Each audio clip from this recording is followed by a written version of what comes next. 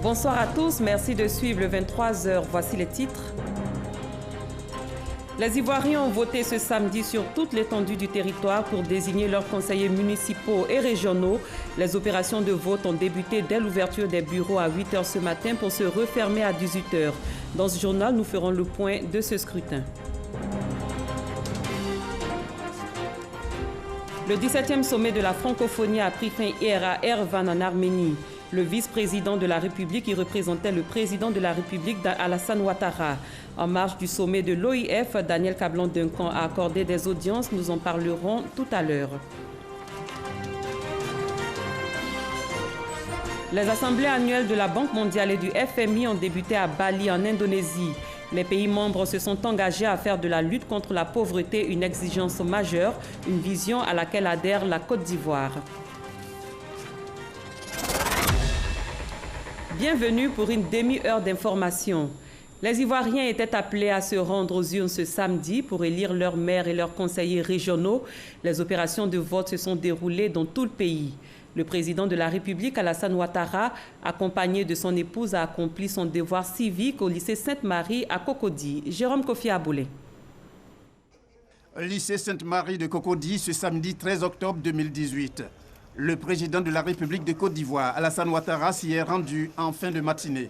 Et pour cause, le vote dans le cadre des élections couplées municipales et régionales. Un rendez-vous à ne surtout pas manquer, tel est le sens de l'acte accompli. Le faisant, le chef de l'État, avec son épouse Dominique Ouattara, ne manque pas d'inviter ses concitoyens à lui emboîter le pas. Je viens de voter. J'encourage tous mes compatriotes à aller voter. Nous savons que d'ordinaire, les élections locales ne donnent pas beaucoup de participation. Il n'y a pas foule, comme on dit, pendant ces élections. Pourtant, elles sont importantes. Et surtout, cette année, c'est la dernière des séries d'élections de l'année, non seulement, mais également de la nouvelle Constitution. Et c'est la dernière élection avant les élections de 2020, les élections présidentielles. Alors donc, je voudrais demander à tous nos concitoyens de se mobiliser pour voter pour le candidat qu'ils auront choisi. Les élections locales, municipales sont importantes, les élections régionales aussi, d'autant plus que nous avons de nombreux projets, aussi bien dans les communes et bien évidemment dans les régions. Et nous voulons des gens compétents, honnêtes, pour pouvoir contribuer au progrès de la Côte d'Ivoire pour le bonheur de tous les Ivoiriens, sans exception. Au moment où le président de la République, Alassane Ouattara, glisse son bulletin dans l'urne, il est environ 11h45.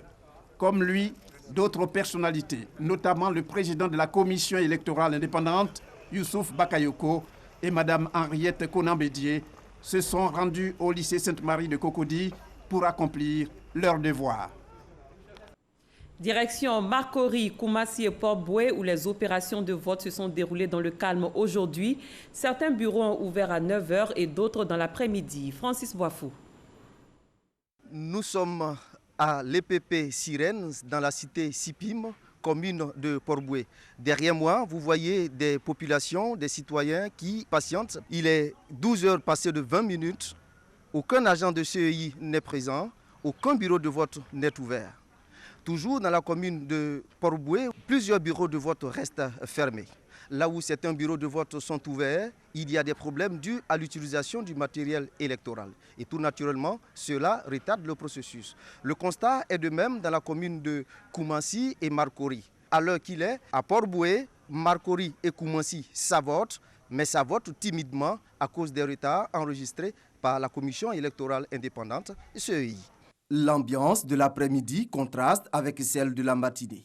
Il y avait de l'engouement dans plusieurs bureaux de vote à Port-Boué. Les bureaux sont déjà ouverts, il y a tout le monde, ça vote très bien. Mais moi, je viens de finir de voter, je suis la procédure, la police est là, l'armée est là. À Koumassi, les populations ont voté dans le calme malgré les retards. Je suis venu voter dans mon commune pour avoir un maire. Si on n'a pas voté, on ne peut pas avoir un maire. Je suis content, très bien même. À Marcory également, les électeurs ont exercé nombreux leur droit de vote. Les opérations se déroulent normalement. Il y a un peu d'affluence, ça va. Le scrutin se déroule bien. Nous avons tout le matériel en place, donc tout se passe bien. Un constat cependant dans la commune de Port-Boué. Des bureaux de vote sont restés fermés toute la journée. Quel est le point de la situation à Gagnoa, Divo et Lakota? Comment s'est déroulée la journée de vote dans ces localités? Des réponses avec Herman Guivi. Forte pluie ce samedi matin sur Gagnoa. Au groupe scolaire d'Agri Diabaté, les électeurs se rassemblent par petits groupes. La commission électorale indépendante locale est présente. Le scrutin peut débuter. Bon, les choses se déroulent normalement, seulement que la pluie perturbe un peu les choses. Mais sinon, il n'y a pas de problème majeur en dehors de cela. Direction Lakota, lycée Émile Bogadoudou, changement de décor. Mais mêmes acteurs, on se réjouit d'avoir pris part au vote. Je viens de voter avec satisfaction. Et ça se passe calmement ici. Sauf qu'il y a eu un petit problème de listing où un des représentants a le listing et le président du bureau de vote a jugé que voilà, le listing soit retiré. Et il n'y a pas eu de problème, le listing a été retiré et le bureau de vote se poursuit normalement. Tout est tranquille, nous sommes dans la paix, ici ça va, voilà, ça va. Centre culturel de Divo, dans le rang des électeurs, Kwaku Kofi Amédé, candidat à sa succession à la mairie de Divo, accomplit son droit de vote. J'ai voté ce matin, la preuve, pour le moment tout s'est bien passé. Je n'ai pas à me plaindre parce que les forces de l'ordre sont présentes et que pour le moment il n'y a pas d'incident. Et les électeurs sont un peu disciplinés. Oui, c'est bien passé. Je suis sorti ce matin pour accomplir mon devoir de citoyen. Comme vous le voyez si bien, je l'ai fait tranquillement. Nous sommes sommés de revenir sur Lakota. Des incidents se seraient produits juste après notre départ. Acte de vandalisme perpétré et frayeur. Des heures plus tard, le calme est revenu sur la ville. Kone Sourou, vice-président de la commission électorale indépendante, a fait le point des opérations de vote dans l'ensemble du pays. Il était au micro de Victorien Angoua. Voici un extrait de son intervention. Globalement, les élections se sont bien déroulées. Les bureaux de vote ont fermé. Le dépouillement a commencé. La commission électorale regrette les incidents tout à fait inutiles qui se sont passés à Lakota, où le scrutin se déroulait correctement et brusquement un candidat a fait irruption dans les bureaux de vote, a commencé à casser les yeux. À Bonois aussi, nous avons eu quelques cas d'urne, mais vite rattrapé, le scrutin a pu se poursuivre. Sinon, les Ivoiriens, dans leur grand ensemble, sont allés exercer leur droit de vote et nous voulons vraiment les féliciter. Nous aurions voulu que sur l'ensemble du territoire, ces élections qui sont des élections locales, pour le développement local, se passent dans la convivialité. Malheureusement, nous avons eu un deuil à Lakota, mais la CEI saura prendre ses responsabilités. Nous déposerons plainte comme partout où il y a eu des casses, parce que nous ne pouvons pas accepter que des citoyens se fassent justice, parce que quand les élections se déroulent, vous avez des voies de recours. Vous n'avez pas à vous faire justice en venant casser des urnes. Ça n'a aucune justification, si ce n'est que pour créer le désordre. Les populations ont accompli leur devoir de citoyen dans le sud Comoé. Avec notre reporter Mahama Traoré, voyons comment le scrutin s'est déroulé dans cette région.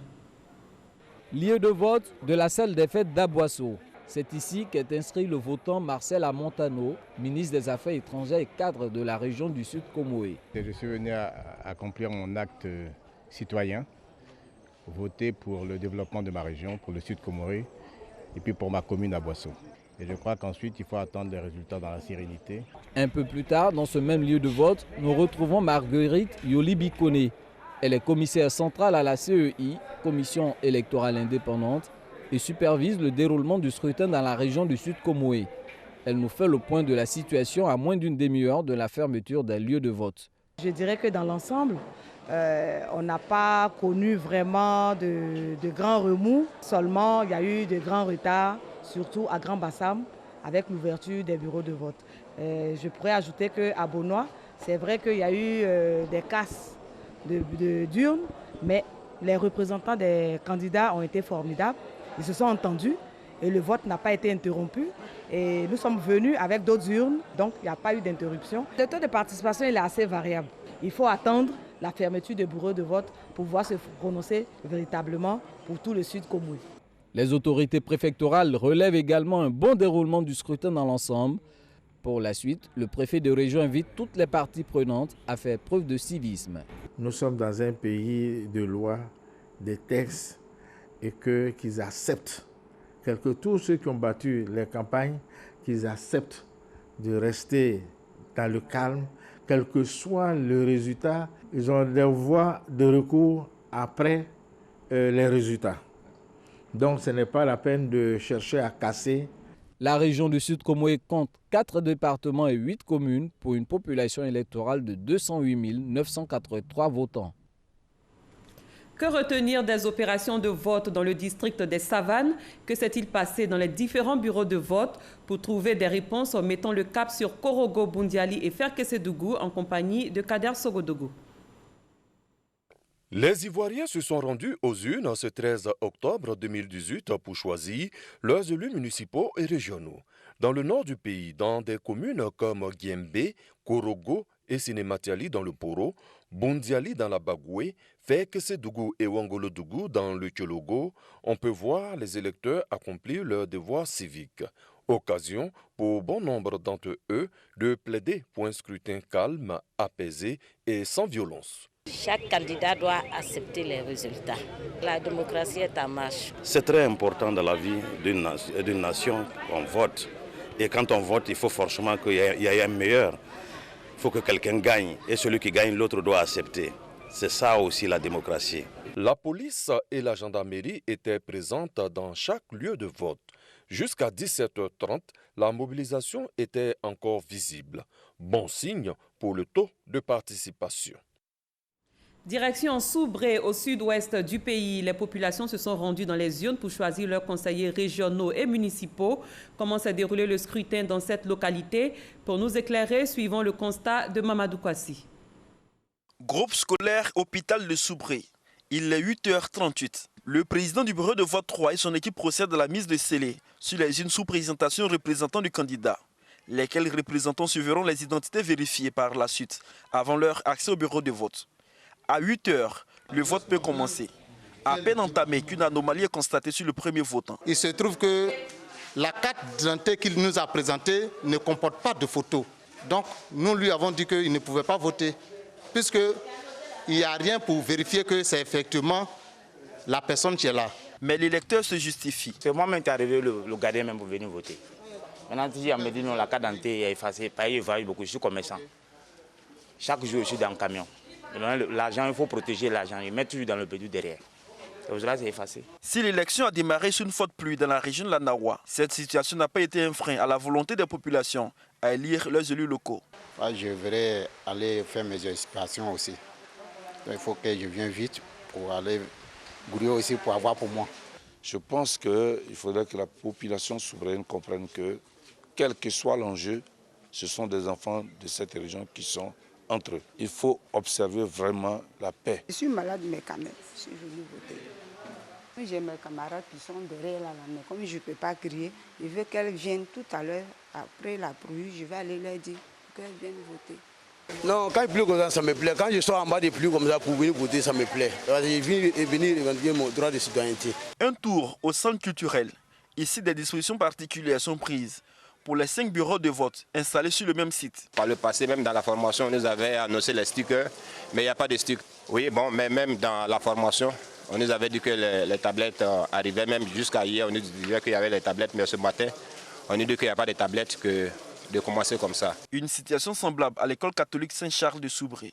En visite dans les centres de vote, le préfet de la région de la Nawa est venu s'assurer du bon déroulement et fait des précisions. Lorsqu'ils ont signalé cela, nous avons demandé d'un commun accord que les gens signent ça au verso pour qu'il n'y ait pas véritablement de troubles à ce niveau-là. On a tous tombé d'accord que les gens devaient signer au verso. C'est dû au fait que nous avons vu un accident lorsque le matériel venait à Soubré. Le véhicule avait un accident dans une rivière quelque part. Donc le matériel n'est pas opérationnel. Pour cela, nous avons décidé ça. Je pense que ça a été compris de tout le monde et ça se passe bien pour l'instant. Et surtout, rappeler aux acteurs politiques de la région de faire beaucoup de retenues afin que notre région, notre belle région, ne connaisse pas de troubles. Ces élections couplées municipales et régionales qui se déroulent dans le calme depuis ce matin à Soubré enregistrent une forte présence des forces de l'ordre. À Béoumi, ville du centre de la Côte d'Ivoire, les populations ont accompli leur devoir civique. On en parle avec Kouadio Kwame. École primaire 2 de Béoumi. Les électeurs sont venus nombreux accomplir leur devoir citoyen. La fine pluie qui tombait sur la ville n'a pas démotivé les populations qui voulaient exprimer leurs droits pour le développement de leur cité. Nous venons de voir les populations dans leur mobilisation complète. Ils sont très déterminés, chacun dans leur diversité d'opinion, pour exprimer leur opinion, leur vote. Et ceci est de bon augure par rapport au déroulement et au taux de participation que nous espérons à un certain niveau de qualité. En tout cas de cause, nous venons de faire notre devoir et nous attendrons le soir pour voir le choix des populations par rapport à la diversité d'opinions qui nous s'expriment. Au centre culturel de Béoumi, même décor, des rangs devant les bureaux de vote. Et dans le rang, le ministre Sidi Touré, il remplit toutes les formalités avant de plonger les différents bulletins dans les urnes. Les populations sont sorties pour faire le choix. Et ce qui nous anime aujourd'hui, nous sommes très heureux parce que c'est un message de paix que nous avons véhiculé pendant tout le long de la campagne. Et les parents sont sortis, cela veut dire que ce message de paix est suivi par nos populations. Dans les écoles et les lieux de vote visités, le scrutin se déroule dans le calme. Pour cette journée électorale, notre reporter Herman Niamien a sillonné la région de Lifou. Voici son point. Dans ce bureau de vote à l'EPP Gravier d'Or à Daoukro, il est un peu plus de 7h30.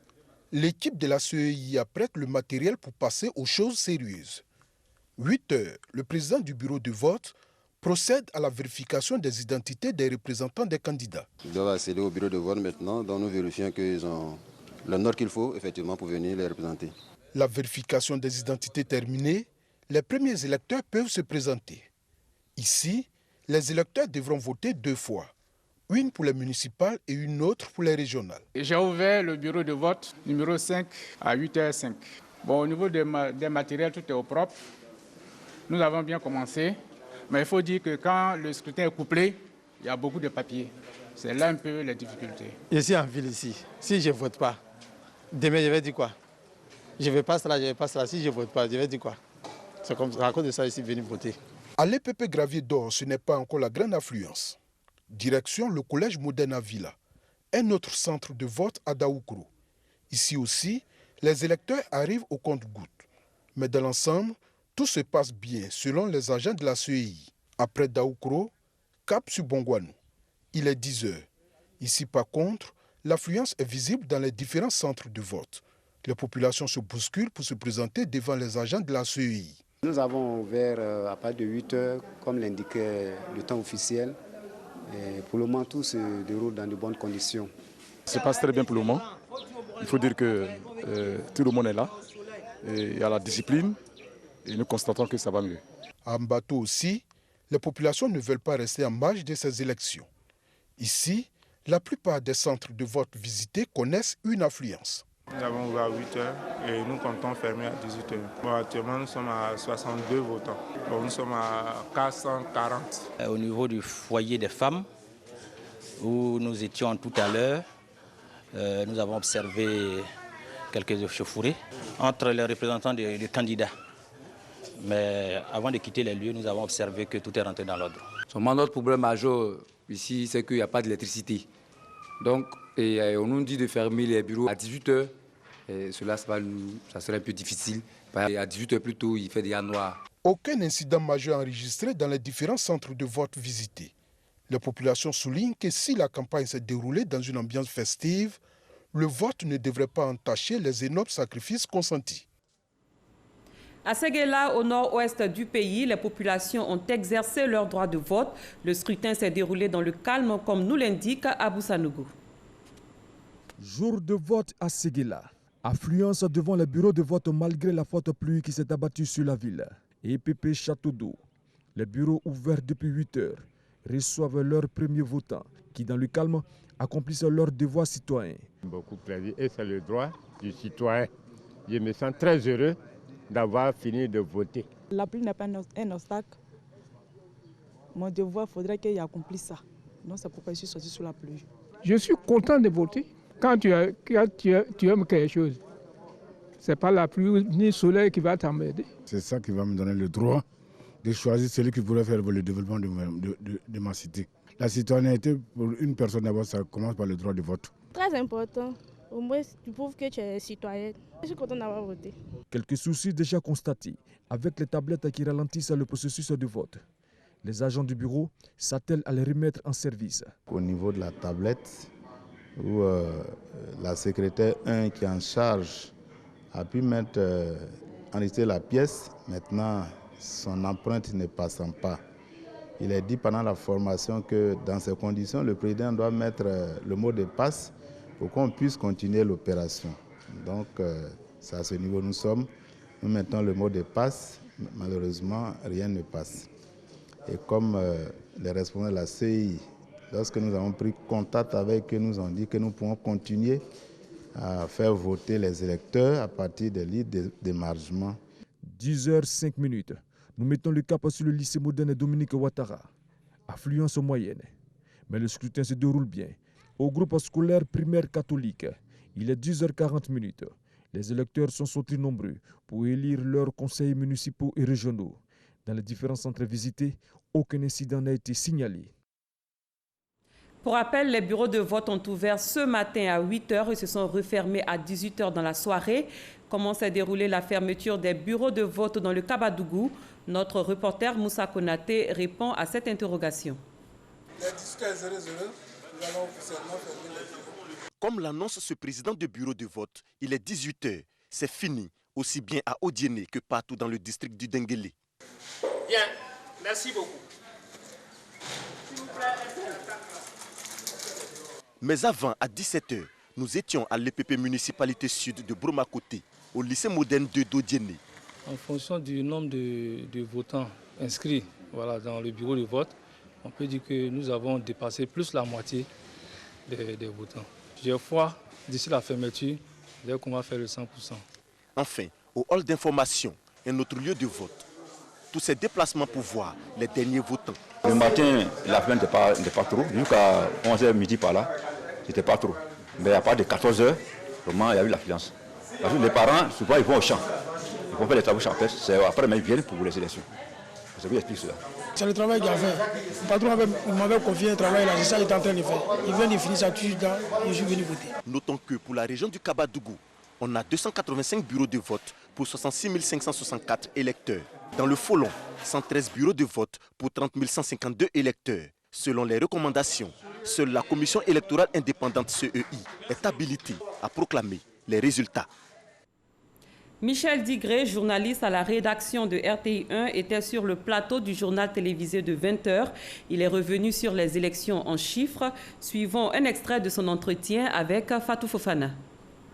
Nous avions essayé de comparer certains chiffres des élections couplées de 2013 à ceux des élections de 2018. Ce qu'il faut retenir, c'est que pour les régionales de 2013, l'on a enregistré 83 listes de candidatures, pendant qu'en 2018, 88 listes de candidatures sont en compétition. S'agissant des municipales 2013, 655 listes étaient en selle.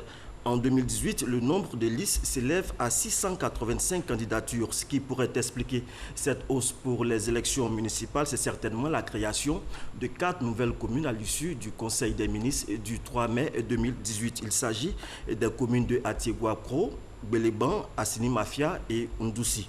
Fatou Fofana, les chiffres comparatifs des élections couplées de 2013-2018 révèlent également une baisse de la participation des partis ou groupements politiques. Comme vous pouvez le voir sur vos écrans, 11 partis ou groupements politiques étaient présents en 2013. Pour cette année 2018, seulement 5 répondent à l'appel. L'une des raisons fondamentales qui pourrait expliquer cette percée des candidats indépendants, c'est le choix des têtes de liste au sein des partis. On sait qu'un choix fait toujours des heureux, mais également des frustrés. Et généralement, ce sont ces derniers-là qui se retrouvent sur les listes indépendantes, mais qui, en définitive, deviennent les premiers. L'on s'en souvient qu'en 2013, les candidats indépendants ont raflé 37% des sièges pour les municipales. Voilà ce qui pouvait être dit sur le déroulement des élections couplées municipales et régionales ce samedi 13 octobre 2018. Dans un autre registre, le vice-président ivoirien a pris part récemment au 17e sommet de la francophonie à Erevan en Arménie. En marge de ce sommet de l'Organisation internationale de la francophonie, Daniel Cablon-Duncan a reçu le vice-ministre du Kosovo, le président de l'Assemblée nationale du Québec et plusieurs opérateurs économiques. On fait le point de ces audiences avec notre envoyé spécial, Viviane Aimé. Le premier vice-ministre du Kosovo, Bekjet Pakoli, est venu s'entretenir avec le vice-président ivoirien du renforcement des liens de coopération entre son pays, le Kosovo, et la Côte d'Ivoire. Le Kosovo est un petit pays par sa superficie, situé en Europe de l'Est. Le président de l'Assemblée nationale du Québec, qui occupe actuellement le fauteuil de président de l'Association des parlementaires francophones, APF, Jacques Chagnon, s'est longuement entretenu avec le vice-président ivoirien. Nous avons évoqué l'ensemble de toutes les questions qui touchent la Côte d'Ivoire, comme tout ce qui regarde les questions énergétiques et aussi les questions de sécurité, parce que dans 3 semaines, je co-présiderai la réunion du G5 Sahel des parlementaires avec les autorités onusiennes aux Nations Unies à New York. Alors, nous en avons parlé, c'est un sujet d'intérêt pour la Côte d'Ivoire et ça fait l'objet d'une grande partie de nos discussions de cet après-midi. Le directeur du développement mondial de la compagnie Yandex, une compagnie russe dont la filiale ivoirienne est l'entreprise Yango, spécialisée dans le transport et les supports numériques. Yango. Notre marque s'appelle Yango. C'est le premier logiciel qui merge les deux parties de transportation des passagers et les chauffeurs en même temps sur une plateforme. Donc, nous sommes... Côte d'Ivoire, c'est le premier pays francophone qu'on a pénétré et nous sommes très contents. La plateforme internationale des réseaux jeunesse francophones, conduite par son coordonnateur Ibrahima Diabaté, un jeune Ivoirien, a été également reçue par le vice-président de la République. Nous avons, n'est-ce pas, la lourde tâche de coordonner les initiatives de tous les réseaux qui existent en francophonie. Et donc, il était important quand même pour nous de nous rapprocher de son Excellence, Monsieur le Vice-président, pour bénéficier de ses conseils en vue, bien sûr, de l'accomplissement de la mission qui nous a été confiée. Et donc, nous avons rencontré Excellence, Monsieur le Vice-président, qui, je vous assure, nous a donné de sages conseils, qui nous a encouragés dans le travail et nous a donné également, n'est-ce pas, des pistes de solutions pour certaines problématiques que nous avons soulevées, notamment l'inclusion des jeunes, mais aussi et surtout la scolarisation de la jeune fille. Il nous a également partagé l'expérience de la Côte d'Ivoire et donc cette audience fut un véritable régal. Au dernier jour du sommet de l'OIF, le vice-président de la République, Daniel Cablon-Duncan, a visité le village de la francophonie. Une visite effectuée après l'élection de la secrétaire générale de l'organisation en la personne de l'ancienne ministre des Affaires étrangères du Rwanda, Louise Mushikiwabo. Viviane Aimé. Vendredi 12 octobre, dernier jour de la francophonie à Erevan. Le point d'orgue du sommet a été la désignation par consensus de la Rwandaise Louise Mushikiwabo comme nouveau secrétaire général de l'OIF. Le vice-président Daniel Cablon-Duncan, qui a participé activement aux travaux du sommet, avait inscrit aussi dans son agenda une visite au stand de la Côte d'Ivoire, au village de la francophonie. Un stand dont le succès auprès des nombreux visiteurs arméniens lui avait été rapporté. Des visiteurs qui dégustent avec plaisir le café et le chocolat chaud de Côte d'Ivoire qui leur sont servis et qui découvrent avec curiosité et un intérêt toujours renouvelé l'origine de la poudre de cacao et du chocolat qu'ils ont coutume de consommer. Le vice-président Daniel Cablon-Duncan a constaté par lui-même cette belle affluence sur le stand ivoirien. Se prêtant aux questions, il a bien voulu livrer son appréciation sur les travaux du 17e sommet et le choix du nouveau secrétaire général de la francophonie. Le thème, vous savez, c'était le vivre ensemble, le grand thème donc du sommet. Et je crois que la conclusion à laquelle on est arrivé, c'est le vivre ensemble qu'il a emporté. Comme vous le savez, donc c'est Madame Louise Mushikiwabo, là, donc la ministre des Affaires étrangères du Rwanda, qui a été retenue, au final par applaudissement, puisque le Canada a bien voulu au final retirer donc la candidature, pas au début mais au final, donc la candidature, et c'était une bonne chose. Et puis nous avons aussi discuté dans le huis clos du dossier relatif au multilatéralisme. Vous savez déjà à New York, cette question avait été abordée et nous sommes heureux qu'il y ait un sort de consensus en disant que la francophonie peut jouer un rôle sur un monde non pas unipolaire ou bipolaire, mais multilatéral, et la francophonie peut jouer un rôle non négligeable dans ce domaine. Globalement, je pense qu'on a eu une excellente rencontre ici. Nous avons été heureux de représenter le président Alassane Ouattara à ces différentes réunions ici à Erevan. Quittant le village de la francophonie, le vice-président est parti pour l'aéroport afin de regagner Abidjan. Les assemblées annuelles de la Banque mondiale et du Fonds monétaire international se sont ouvertes à Bali, en Indonésie. La cérémonie d'ouverture a été marquée par l'engagement des pays membres à faire de la lutte contre la pauvreté une exigence majeure. Pour sa part, la Côte d'Ivoire déclare être en phase avec cette vision des institutions de Bretton Woods, une vision qui met le capital humain au centre de tout développement. Fin de cette édition, merci de votre aimable attention. Excellente fin de soirée. Je vous retrouve demain pour une autre édition.